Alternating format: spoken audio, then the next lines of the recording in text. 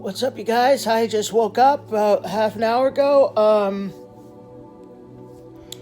So, do portals exist? Portals, um, when people hear the word portal, they, they instantly think about, like sci-fi movies and something that will be created by us humans in like 5,000 years from now, or a couple thousand years from now, way in the future, in the far future, because they're just really difficult to make. Portals are a gateway to like they're like transports, and if they existed, that they would be. I'm not saying that they don't exist. I'll get to that in a second. If they did exist, if they existed, that they would be a shortcut from like one country to another country in like 5 seconds. You just walk through it, and then you're instantly teleported to this other country that you want to go to, so that you don't have to wait like a couple of days to get there. Like Japan, it takes like a day or two to get there from like America.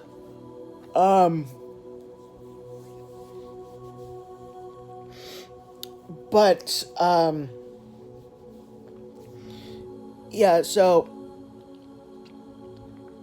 those types of portals do not exist, and they will never exist. Why do I say that they will never exist? The ones that are man-made will never exist because we are so close to being raptured, and the tribulation or the apocalypse is very, very close to being at hand. There's no time to learn how to create portals. There's no time to learn how to create them. So,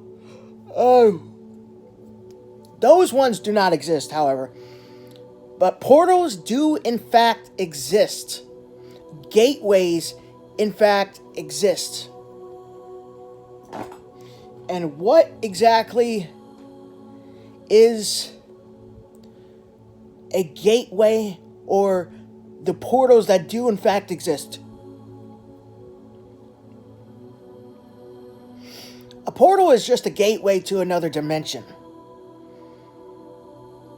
So when we die, I believe we go through a portal, and it leads us to heaven or hell. But here's the thing. I don't want you to just say, oh, because one of the portals that leads to heaven, portals are a good thing. No. There are bad portals too. Bad gateways. And what are those? Gateways to hell. If there's a gateway to heaven, there's also gateways to hell as well. So, no rhyme intended. So be very careful what you're doing in your daily lives.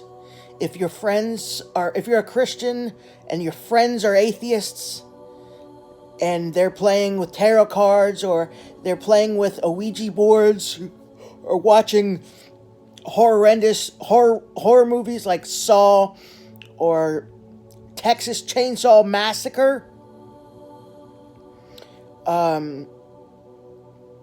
be very careful, because those are, in fact, gateways to attract demons into our lives. So if you're messing around with a Ouija boards, if you're messing around with tarot cards, if you're going to fortune tellers, then you are in danger of demonic activity. If you're watching horror movies like Saw or Texas Chainsaw Massacre, they are, again, or like, Friday the 13th, you're opening doors, you're opening portals to the demonic, and you're allowing the demonic into your life without you even knowing. And you're at risk of yeah, of your life being filled with demons, and you don't want demons in your life. Trust me, you do not want demons in your life. I've never had demons in my life that I don't think, but you know, if you had demons in your life, they could possess you. If you're not a Christian, they could torture you. They could torment your family, even. So, since demons can't possess a person who is saved by God, who is truly born again and possesses the Holy Spirit within them, demons will go after the ones you love. Demons will go after the ones you love and attack them and torment them. So, if you're doing things that have demonic attractions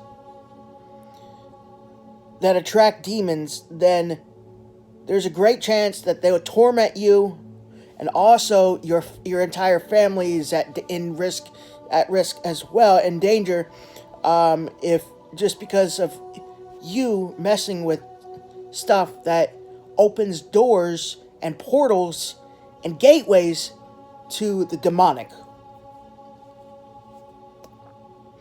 So they just because demons used to be fallen, or used to be holy angels, sinless, holy, perfect, righteous angels in heaven with God and the rest of the angels, doesn't mean that they're not pure evil, because they are pure evil. When they fell with the devil out of heaven, when God banished them from heaven, they fell with the devil, and it's like they were reborn. It's like they were recreated as pure evil. They don't understand mercy. They don't have mercy. They don't understand love. They have no love. They only have hatred.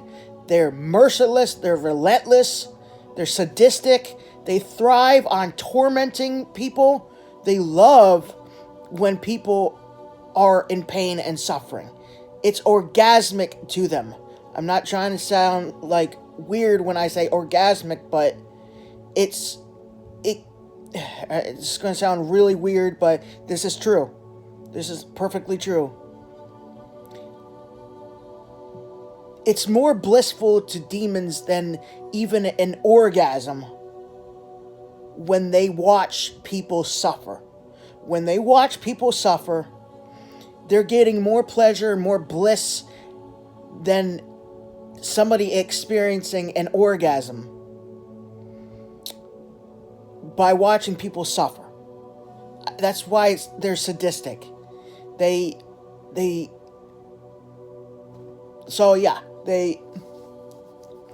absolutely love to watch us suffer, and they love torturing us, because them torturing us, again, brings them bliss greater than orgasms. I'm not trying to sound, really bad with that, but it's true. I'm just stating how awful and pure evil they really are. So, you do not want them in your life. You do not want, the only ones you want in your life is God and angels. You do not want any demons in your life.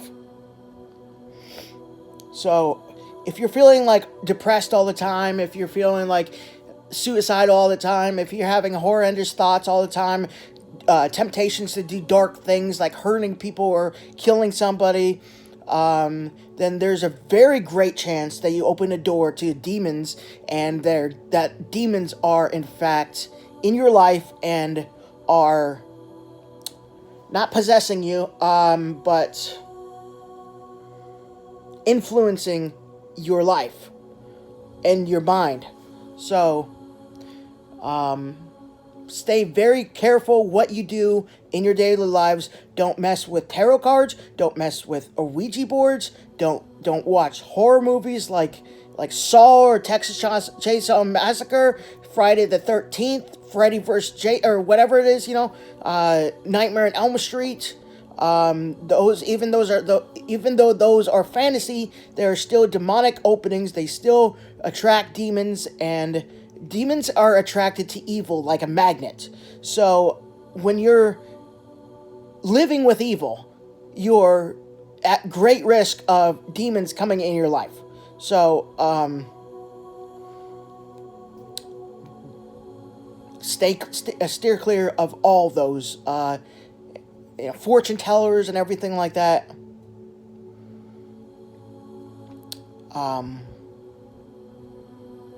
So yeah, and not only, again, let me tell you this 100%, not only are you at risk of them hurting you, but you're at risk of them hurting your family as well. When you open up doors to demons, they have access to your family as well as you.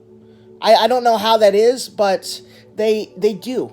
They really do have access to your family too. I've seen it in people's testimonies before. They attracted demons, and the demons sometimes couldn't hurt them, but because they were protected by God, but their family were atheists, and the demons hurt their family instead. So, just letting that out right there. So, hope you guys enjoy.